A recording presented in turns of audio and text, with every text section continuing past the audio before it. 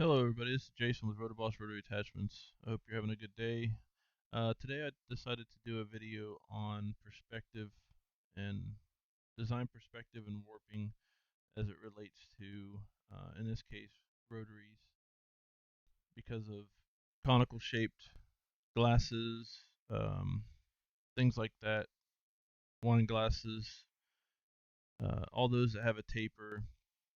And if you're doing a square round design, oftentimes you'll notice that the top or the bottom of it is a little bit squished. Um, well, if you use Corel, like I use Corel for pretty much everything that we do here. If you use Corel, you can do the perspective and change the angle of the top or bottom portion of your image, because oftentimes when you engrave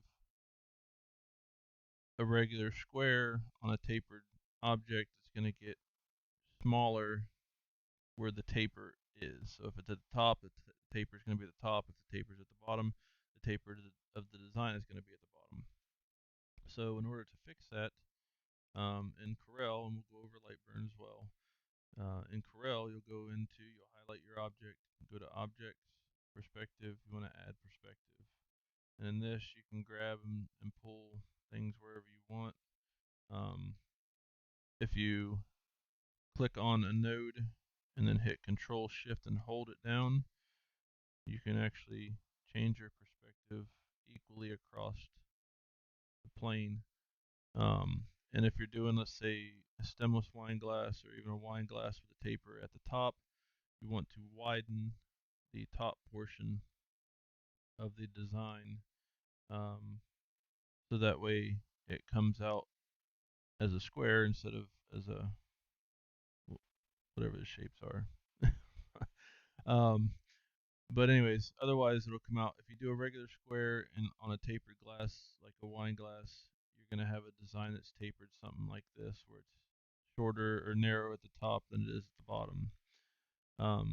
So again, what you do is you just add your perspective to it. And what I do is, if you see here, they got a grid of boxes.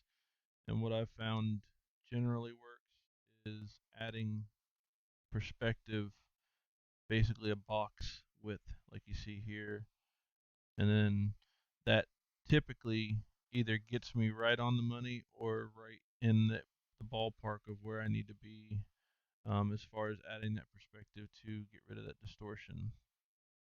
Now mind you, when you start engraving, it's obviously going to start engraving this first. It looks a little weird, um, and it's not normal.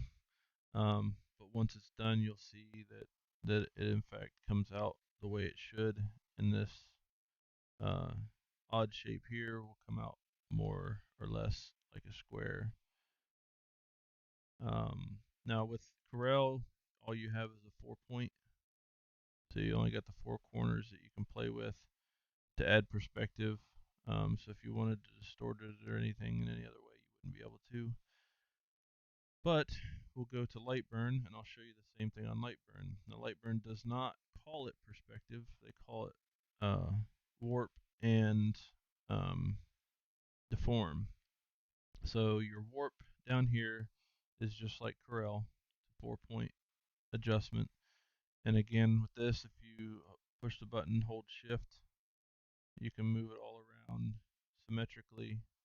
Um, and again, on this, uh, what I typically do in Lightburn is about 2 boxes.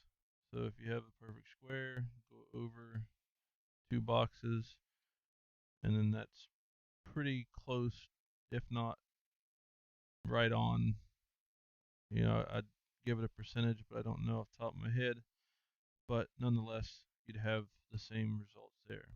Now, the bonus of Lightburn is you can actually go to deform. So not only can you warp the top, but you can also warp in several other areas.